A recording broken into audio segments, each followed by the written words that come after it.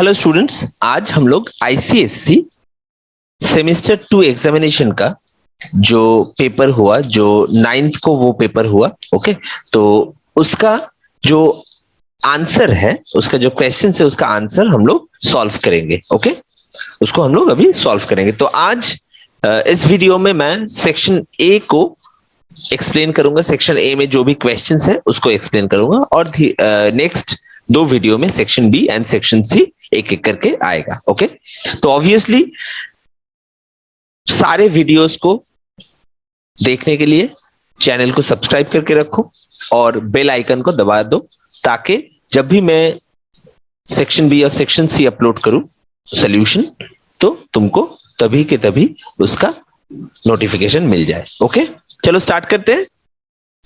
तो बच्चों, आगे है सेक्शन ए में। This is section A. तो अपना पहला क्वेश्चन देखो, यहां पर कह दिया गया है कि choose the correct answer to the questions from the given option. Okay, and do not copy, मतलब तुम्हें कॉपी करने की कोई जरूरत नहीं है।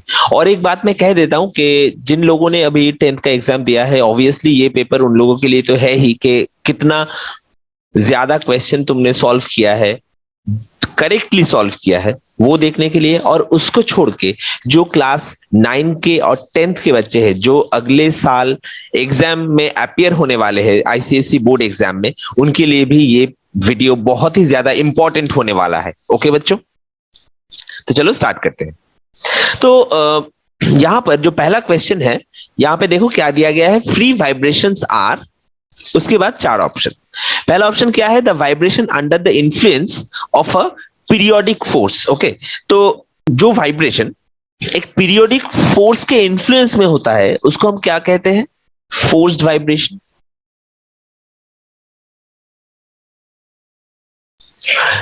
ऑप्शन बी में आते हैं the vibrations with larger amplitude. तो देखो, जब मैक्सिमम एम्पलीट्यूड होता है वो किस टाइम पे होता है? जब रेजोनेंस होता है। तो option A and option B, ये दोनों ही फ्री वाइब्रेशन का करेक्ट ऑप्शन नहीं है। आ जाते हैं ऑप्शन सी में, देखते हैं यहां पर क्या है। The vibrations when the frequency continuously decreases. तो देखो, अगर तुम्हें याद है तो ये होगा डैम्प्ड वाइब्रेशन। डैम्प्ड वाइब्रेशन, जहां पे विथ टाइम जो एम्पलीट्यूड है वाइब्रेशन का, वो कंटिन्यूअसली डिक्रीज होता रहता है, और आफ्टर सर्टेन टाइम वो एकदम खत्म हो जाता है, इजंट इट? तो ये डैम्प्ड वाइब्रेशन में ऐसा होता है। तो ये भी अपना ऑप्शन करेक्ट नहीं है। तो ऑप्शन डी क्या है? देखो, the vibration with constant frequency and constant amplitude. तो फ्री वाइब्रेशन और नेचुरल वाइब्रेशन का जो डेफिनेशन है, वहां पर ही देखो ये स्टेटमेंट था, है ना? तो यहां पर इसको हम लोग फ्री और नेचुरल वाइब्रेशन कह सकते हैं। फ्री और नेचुरल वाइब्रेशन। ओके, तो this will be our correct option. तो option D is the correct option, जहां पे free vibrations are the vibration with a constant frequency and constant amplitude. Okay बच्चों, समझ में आया? तो अब आ जाएंगे नेक्स्ट क्वेश्चन में। उसके पहले मैं इसको इरेज कर देता हूं।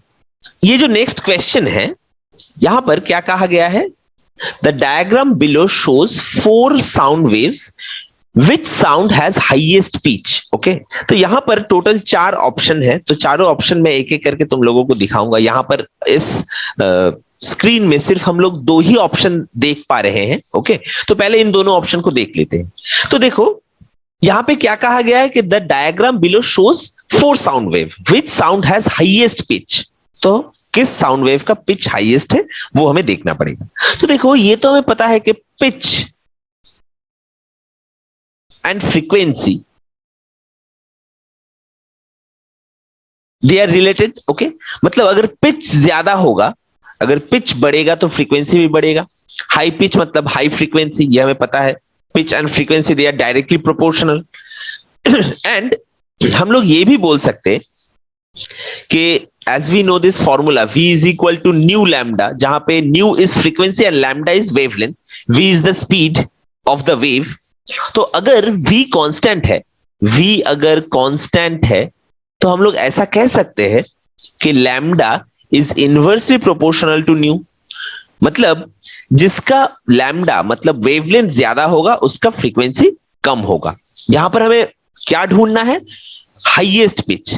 तो मतलब हमें लीस्ट वेवलेंथ ढूंढना है, क्योंकि अगर पिच हाईएस्ट होगा तो उसका फ्रीक्वेंसी भी हाईएस्ट होगा, तो वेवलेंथ लोएस्ट होगा। क्यों? क्योंकि वेवलेंथ और फ्रीक्वेंसी का जो रिलेशन है दैट इज इनवर्सली प्रोपोर्शनल। तो अब अपने पास जो ये चार डायग्राम दिया रहेगा, जो चार्ट डायग्राम दिया गया है, तो इस चार्ट डायग्राम को देख के हमें समझना पड़ेगा कि किसका वेवलेंथ सबसे छोटा है, इजंट इट?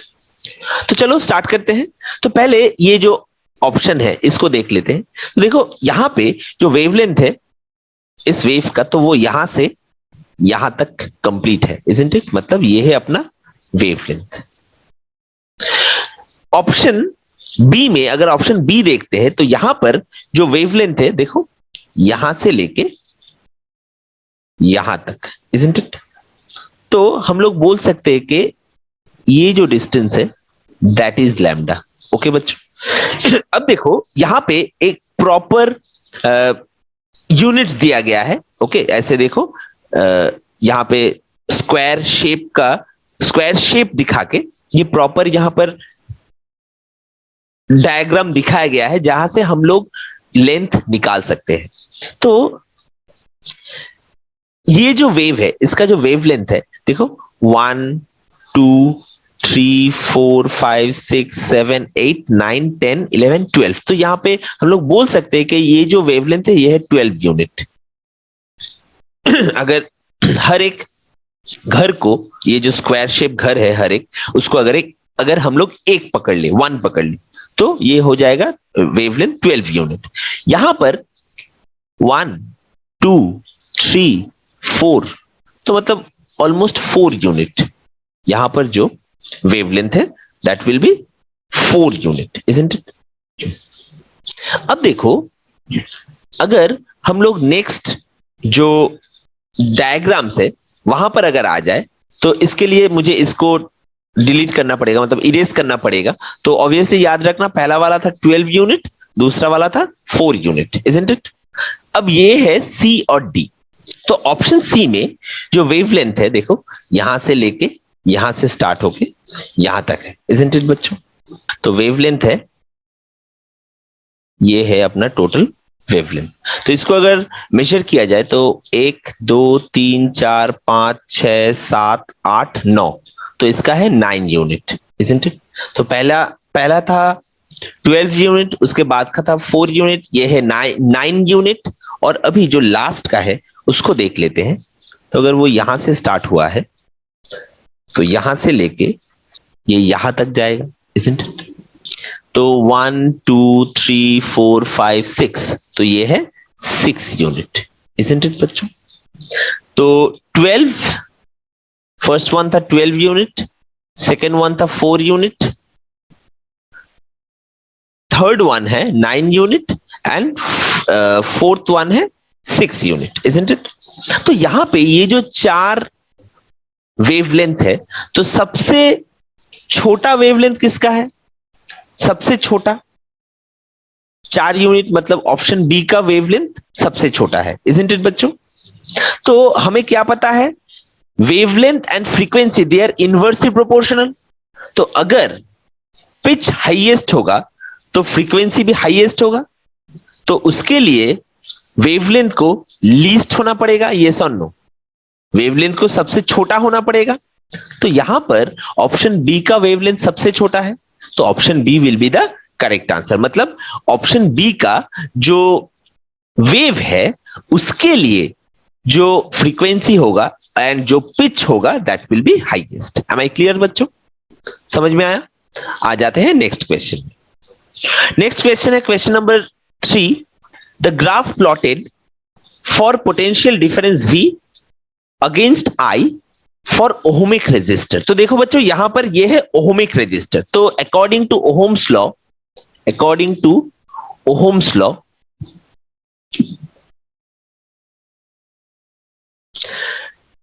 अगर टेम्परेचर कांस्टेंट रहे तो potential difference across the to end of a conductor is directly proportional to current, isn't it? V is proportional to I.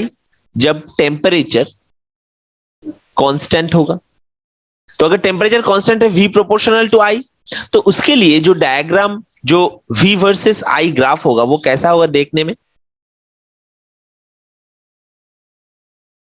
वो ऐसा ग्राफ होगा ना, जिसका y एक्सिस में अगर हम लोग V प्लॉट कर रहे हैं और x एक्सिस में अगर I प्लॉट कर रहे हैं, तो this will be a straight line passing through the origin. Graph ऐसा होगा। तो देखते हैं यहां पे कौन सा ऑप्शन करेक्ट है। क्या निकालना है? Graph plotted for potential difference V versus I for ohmic resistor. Okay, तो देखो पहला क्या है? A curve passing through the origin. तो ऑब्वियसली कर्व तो नहीं होगा, because this is a straight line. उसके बाद क्या है? A straight line not passing through the origin. तो यहां पे not passing through the origin, obviously ये भी नहीं होगा, ये भी नहीं होगा, इजंट इट? ऑप्शन सी में आ जाते हैं, a straight line passing through the origin. तो obviously straight line passing through the origin, तो यही ये ग्राफ शो कर रहा है, तो this will be the correct answer. Okay, तो और डी भी देख लेते हैं एक बार, a circle centered at the origin. A circle, तो ऑब्वियसली सर्कल तो नहीं होगा, तो ये भी रॉन्ग ऑप्शन, तो option C will be the correct option. Okay बच्चों, अभी क्वेश्चन नंबर 4 देखेंगे।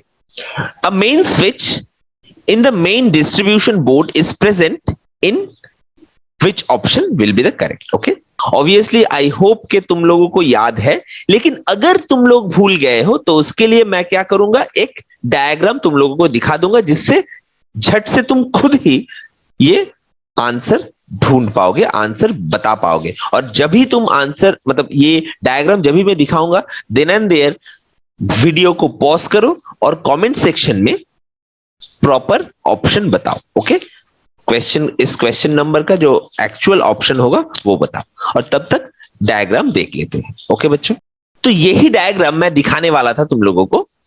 ये कौन सा डायग्राम है? Connections by cable from electric pole to the distribution box, to the main distribution box, isn't it? यहां पर इस क्वेश्चन में जो हम लोगों को पूछा गया था कि अ main switch in the main distribution board is present इन, तो देखो यहां पर ये जो डायग्राम है, यहां पर मेन स्विच कौन सा है? ये है अपना मेन स्विच, इजंट इट? तो देखो मेन स्विच के अंदर कौन कौन सा वायर कनेक्ट हुआ है? Live wire and neutral wire. ये है लाइव, ये है न्यूट्रल, इजंट इट? तो कौन सा ऑप्शन होगा? जल्दी जल्दी कमेंट में बताओ। ओके, आई होप तुम लोगों ने लिख लिया है कमेंट में ऑप्शन। तो यहां पर मैं भी दिखा देता हूं। ओके, तो ऑब्वियसली लाइव वायर नहीं होगा, सिर्फ लाइव वायर नहीं होगा, सिर्फ न्यूट्रल वायर भी नहीं होगा, तो कौन सा होगा? Live as well as neutral wire, जैसा हम लोगों ने उस डायग्राम में देखा। ओके बच्चों, तो option C will be the correct option. और अर्थ वायर तो डेफिनेटली नहीं होगा, अर्थ वायर तो मेन स्विच से जाता ही नहीं है, तो ये भी नहीं होगा, तो option C will be the correct option. Okay, start करेंगे next question, question number 5। Okay, question number 5 में क्या कहा गया है कि a conductor A B is kept along north south direction, north south direction of earth above a magnetic needle as shown below. तो यहां पर पूरा डायग्राम दे दिया गया है। यहां पर एक सर्किट है, या ये एक सेल है, सेल का ये है पॉजिटिव साइड, ये है नेगेटिव साइड। यहां पर एक की है, ए से बी तक ये एक कंडक्टर है, मतलब यहां से करंट फ्लो होगा, और ये एक मैग्नेटिक निडल है।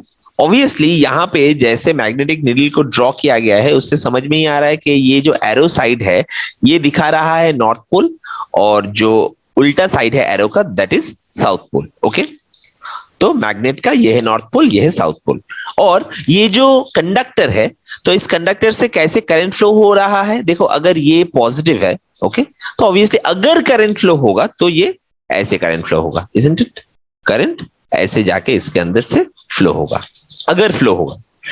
तो यहां पे क्या पूछा गया है?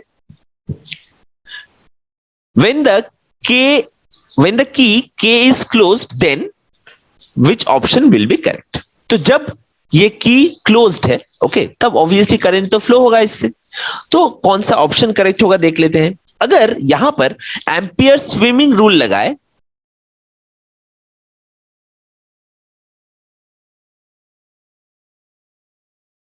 स्विमिंग रूल, तो according two ampere swimming rule जो स्विमर होगा वो ऐसा होगा, तो ये होगा उसका लेफ्ट हैंड, ये होगा उसका राइट हैंड, इजंट इट?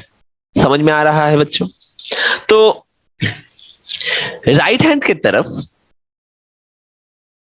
जो राइट हैंड है उस तरफ साउथ पोल डिफ्लेक्ट करेगा, इजंट इट? और जो लेफ्ट हैंड है उस तरफ नॉर्थ पोल डिफ्लेक्ट करेगा।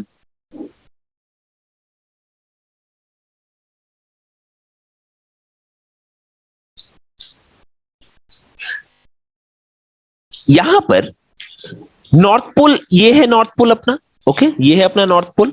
तो लेफ्ट हैंड की तरफ नॉर्थ पोल डिफ्लेक्ट करेगा, मतलब नॉर्थ पोल इस तरफ डिफ्लेक्ट करेगा, इजंट इट? नॉर्थ पोल ऐसे इस तरफ डिफ्लेक्ट करेगा। तो अगर ये इस तरफ डिफ्लेक्ट कर रहा है तो ये किस डायरेक्शन में है? ये वेस्ट की तरफ डिफ्लेक्ट कर रहा है। तो इसीलिए हम लोग चूज करेंगे the needle will deflect towards waste. Okay, किसी के दिमाग में ऐसा भी आ सकता था, तो नीडल अगर बोला गया है तो ये भी तो हो सकता है कि ये भी तो हो सकता है कि the needle will deflect towards east. देखो यहां पर नीडल मतलब ये जो एरो है उसका जो फ्रंट पोजीशन है, मतलब ये वाला पोजीशन, ये पोजीशन को हम लोग नीडल का डायरेक्शन पकड़ रहे हैं। ओके, तो ये जिस तरफ जा रहा है ये नॉर्थ है, तो ये ऑब्वियसली लेफ्ट हैंड की तरफ शिफ्ट करेगा, डिफ्लेक्ट करेगा, तो ऑब्वियसली ये वेस्ट की तरफ डिफ्लेक्ट करेगा। तो इसीलिए हम लोग ऑप्शन डी को as a correct option choose कर रहे हैं। ओके बच्चों, समझ में आया? आ जाते हैं next question, question number 6। Question number 6 में क्या कहा गया है देख लेते हैं। A coil wound around a piece of soft iron can become an electromagnet only when, तो देखते हैं। तो यहां पर क्या है, एक सॉफ्ट आयरन का पीस है, this is soft iron, okay, और एक कॉइल है जो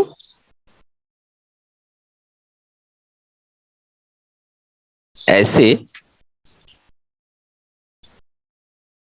वोंड किया गया है। ओके बच्चों, तो कब ये soft iron as a magnet, as a electromagnet काम करेगा?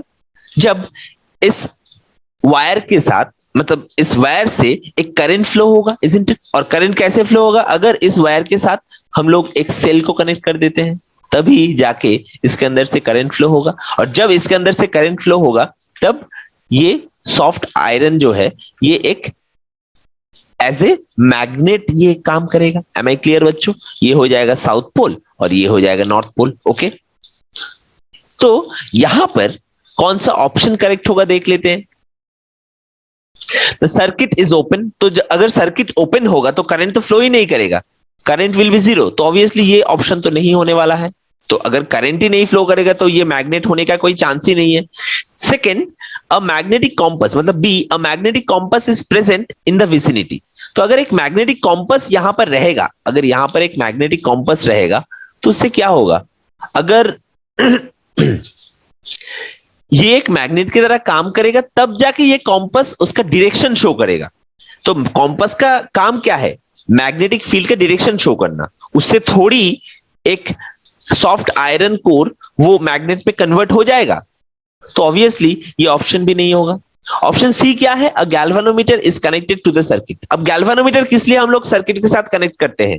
ताकि अगर सर्किट में से कोई भी करंट फ्लो हो रहा है वो पता चले हम लोगों को। तो यहां पर ये करंट देखने के लिए गैल्वानोमीटर हम लोग यूज करते हैं, तो ऑब्वियसली ये मैग्नेट, मतलब इलेक्ट्रोमैग्नेट तैयार करने के लिए ये काम नहीं करेगा, तो ये भी wrong option.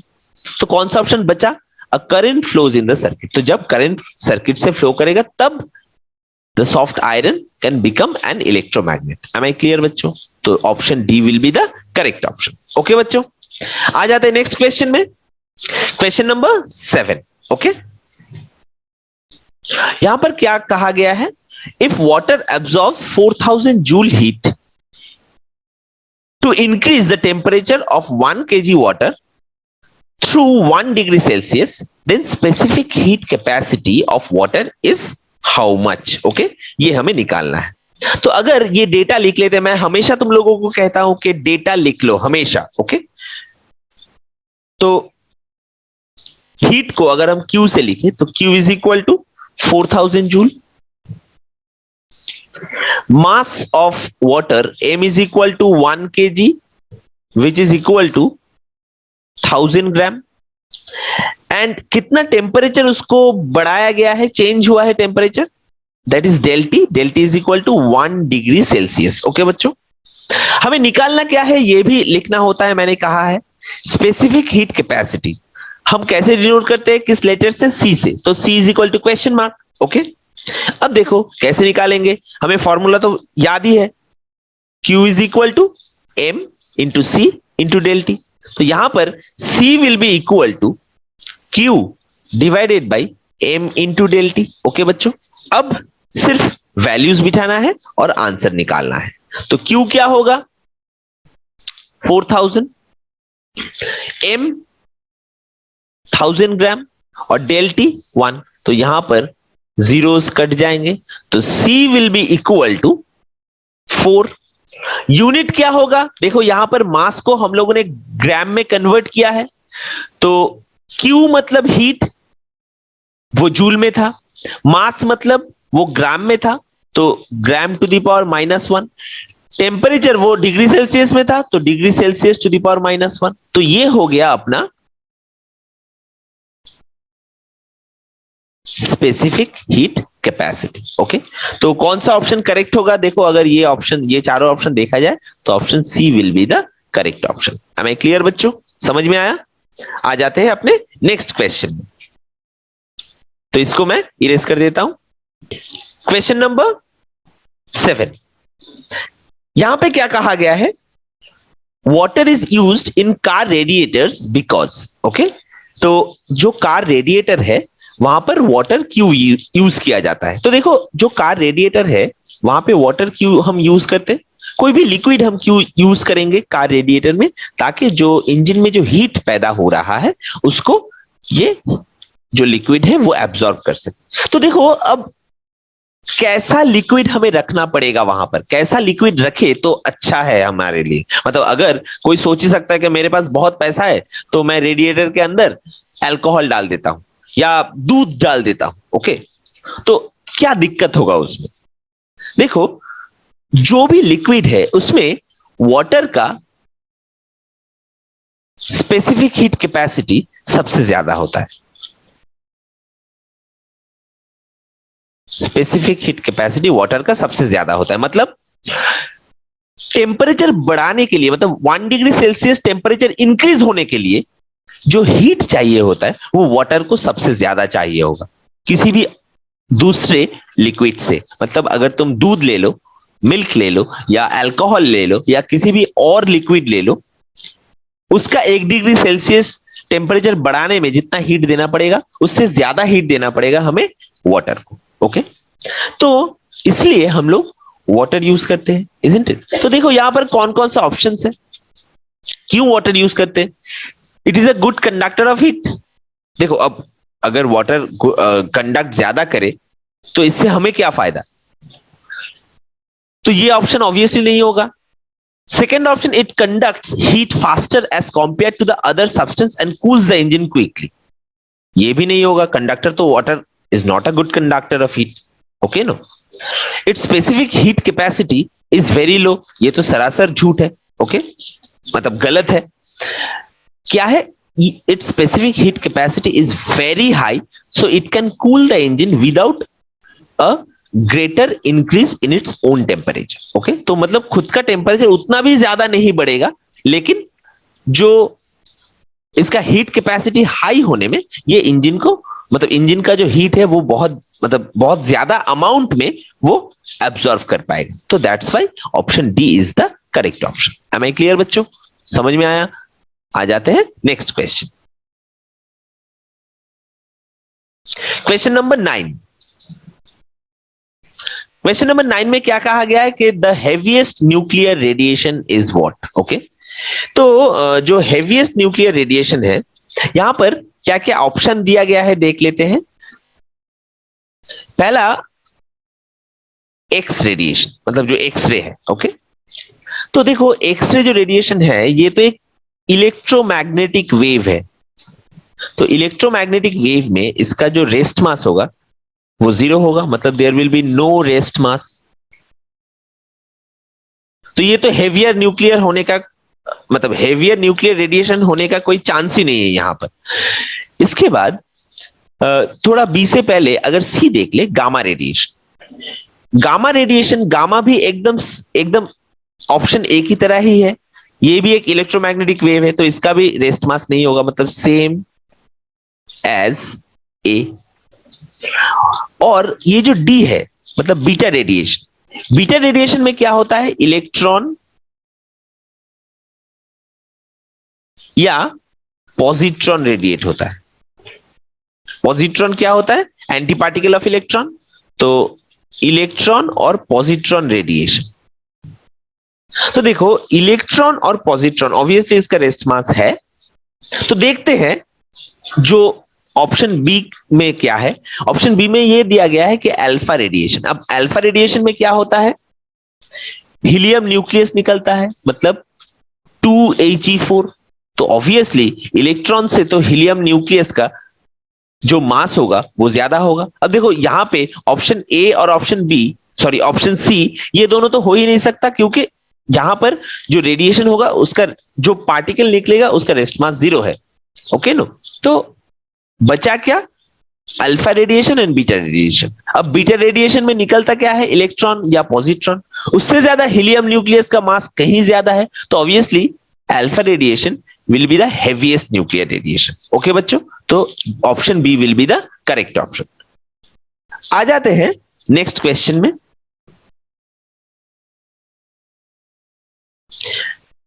Option sorry question 10। Okay, to study the age of excavated material of archaeological significance, we study the rate of decay of an isotope of, तो किस आइसोटोप का रेट ऑफ डिके हम लोग देखते हैं।